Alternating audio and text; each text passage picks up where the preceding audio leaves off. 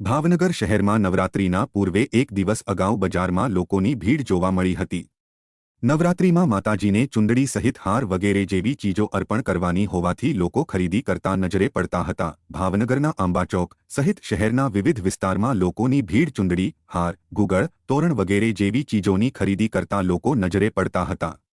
આમ નવરાત્રિના એક દિવસ પૂર્વે બજારમાં લોકોની ભીડ જોવા મળી હતી।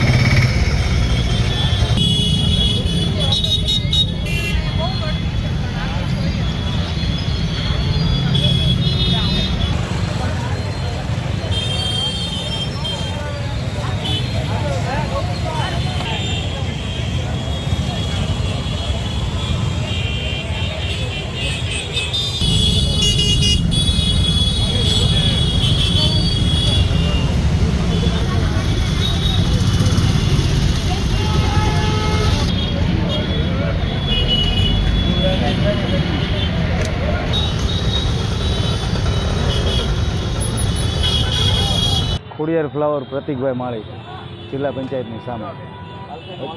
ત્યારે વાતાવરણ સારું છે, પણ આમ જે જોવે દર વર્ષનું જેવું એવું નથી અત્યારે।